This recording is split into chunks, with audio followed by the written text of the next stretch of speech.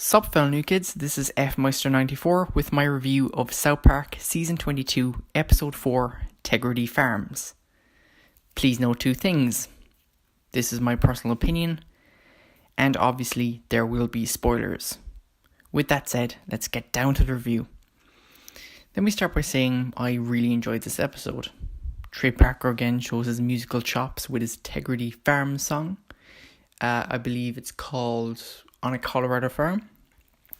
Cartman and Butters are back to their illegal scheming again, wrapping Kyle into it.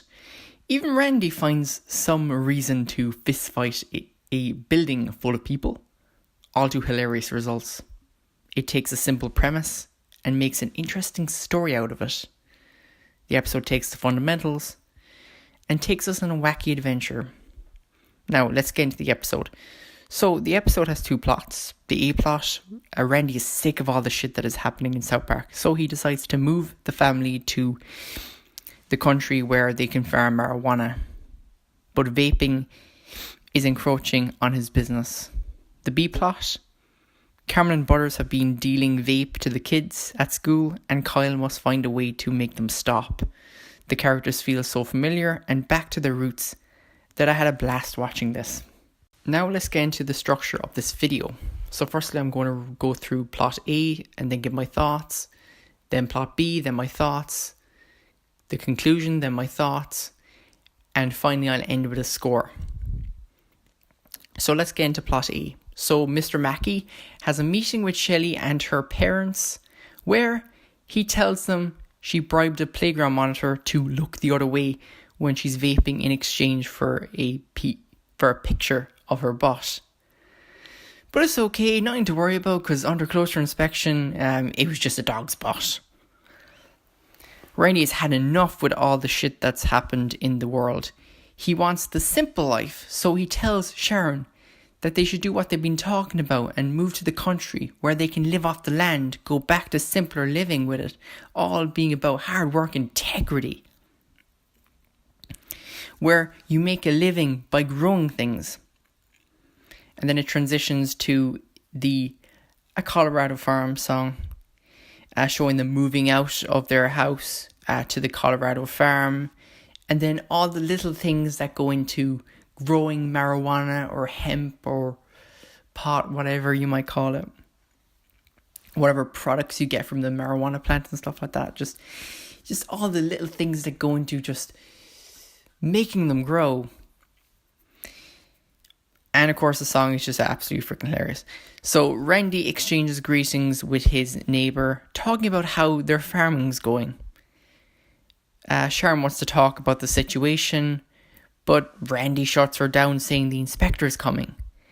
And the inspector turns out to be Towley, who tests the weed Randy grew with what is basically a glorified bong, getting successfully more high with each drag. Randy serves a hemp breakfast to a not so thrilled family. Like, I just love all the expressions on their faces. they're really kind of pissed, to be honest, or just being a passive aggressive or whatever. Then the vaping businessman calls to offer to do business with Randy. Randy declines, making it clear on his feelings about vaping, calling them pussy sticks, penis, pen, wussy, vape, lady joints. The man asks him why he doesn't like vaping, as it is healthier than traditional smoking. Randy tells him to get off his farm. He's pretty much had enough with him at this stage. So, the businessman walks away, warning Randy will get run over by progress. Randy cuts the act, amused by him by trying to sound threatening, calling him a pussy that's blowing smoke. Randy sees the vape guy buying his neighbor Joel's farm. Randy asks him, did he sell out to those vapors? He said he did, and now he's going to Maui with his wife. As in Joel. Because now they've got so much money. Because that must certainly make a lot. Certainly giving farms certainly make for a huge move. Randy tells him his integrity is not going with him. Pretty disappointed in Joel. Like, he kind of thought he knew him, didn't he? From the like 3 days that he spent with him. Randy and Stan are working on the farm making hemp milk. Randy's pouring in the milk and hemp. Stan is stirring it. Pretty much Stan's doing the hard work. Randy is acting like this is a real bonding moment for the two. Stan keeps rebuttaling him, saying, how living there sucks. He hates it. Wants to go back home. How he hates him. And just Randy's just pretty much ignoring the words, ignoring what his son's really trying to say. And so Randy wants to give him a hemp hat. Stan declines, but Randy ignores him.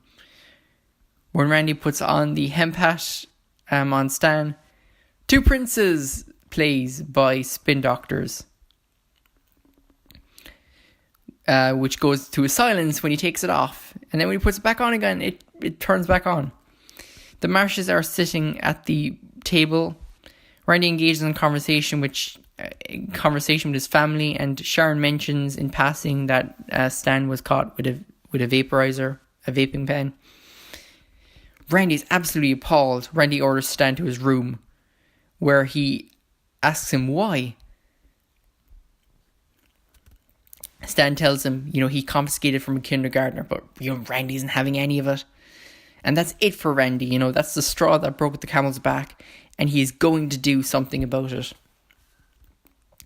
So, to, I suppose, give my thoughts on it, I have to say, I thought that the idea of them moving, it's a very done concept. Like, I've seen lots of times where that's happened. It's definitely happened in fairly a lot of shows where they just move to the farm or whatever, move to have a more simpler life for whatever reason it might be. But they really do something very interesting with it.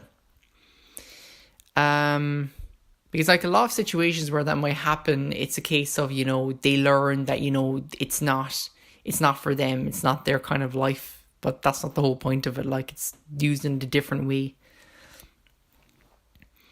I thought the concept of vaping was interesting. Like, definitely, like, I've just been, like, the past couple of years, like, just so many vaping shops right now, it's just like everywhere, every single corner you might find one or something in cities and stuff like that, or even just like little towns and whatever, I've been noticing that. So it's an interesting topic for them to take. And yeah, Randy is just absolutely hilarious in this episode. The songs are absolutely hilarious. Love the Two Princes song, and honestly, On a Colorado Farm is so geniusly written. It's stuck in my head. It's so catchy, and I love like the 100% hemp shirt that Stan's wearing in it. I love just how the family is so like passive aggressive, or is just really fed up or whatever, with everything they do. Like, especially when they're all together, and just the faces on them is just hilarious. And so yeah, like for the first plot is like just absolutely hilarious. I really, really like it. So let's get into plot B. So, and also just before I go into plot B as well, I suppose there's one thing I forgot to mention, but whatever, as well with Towley. I love the fact that they decided to bring back Towley. It's nice to see older characters being brought back. I don't really like Towley, but even so, it's fun to see him back. It's always fun to see new characters come back, because, there's been so many characters that have just been left in the background. And so let's get into plot B. So Stan goes to school, and he tells his friends how, he suddenly had to just up and move because Shelley bribed a playground monitor to let her vape. And how it takes him an hour to get to school, which is pretty far for a kid. When Kyle asks why somebody would actually get themselves hooked on that stuff, Cameron chimes in that Ike vapes too, and that the kindergartners are the biggest vapes, and you're wondering why does he know that? So Kyle and Cove confront Ike and the kindergartners. They explain how they have it really hard. It is. it's pretty tough being a kindergartner when they're asked. And anyway, Ike gets his vape confiscated by Kyle. Stan takes the vape and asks, what does this big kid look like? And turns out it's a big kid in a trench coat. And then just all of a sudden, they're able to find him, and they're pretty surprised to find out, it is actually Butters.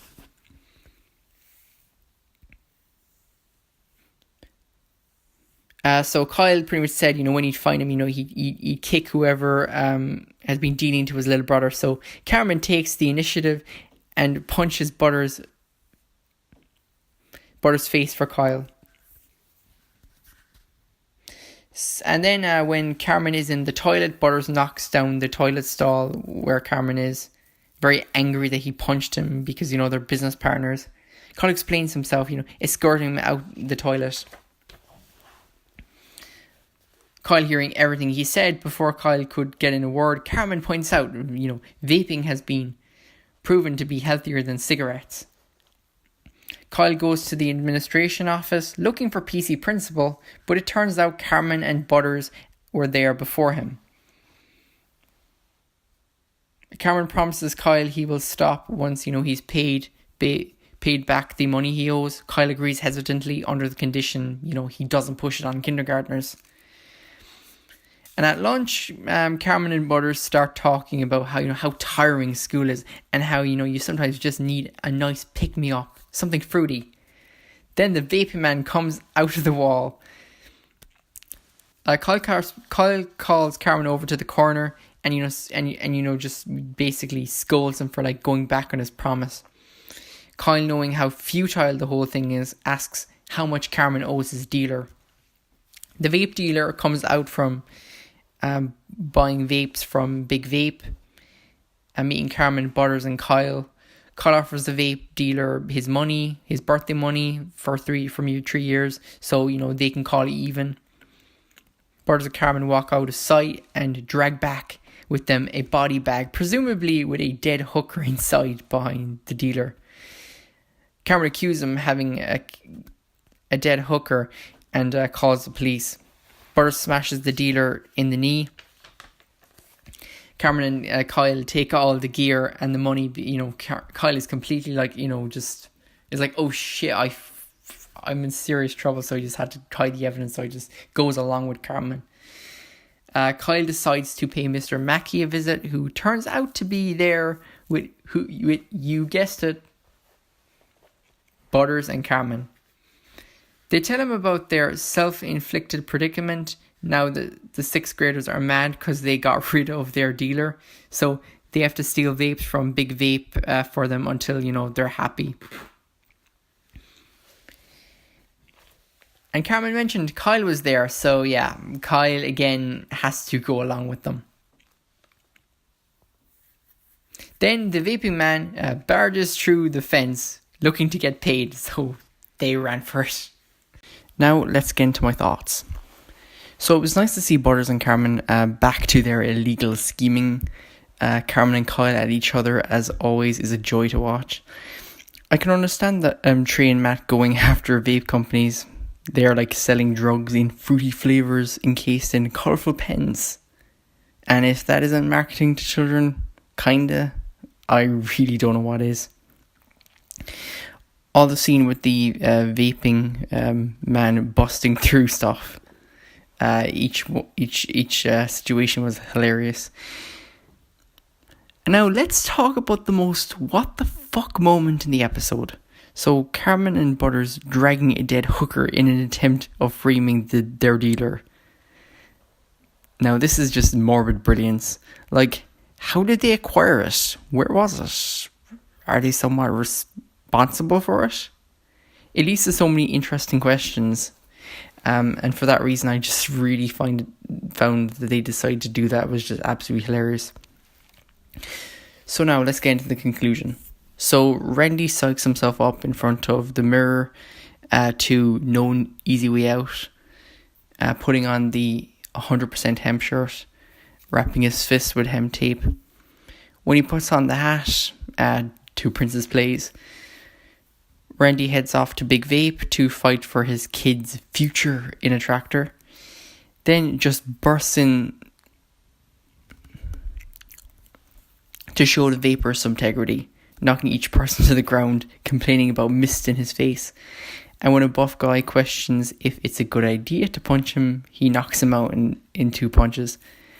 Randy goes upstairs where Kyle and Co are siphoning the vape from the tanks when the vape businessman catches them.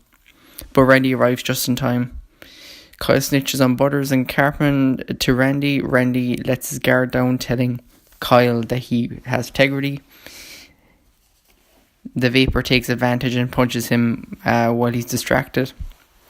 And Randy seems to be on the back foot, but he has backup. So Randy delivers his line. I have to say, it's such a cracker of a line.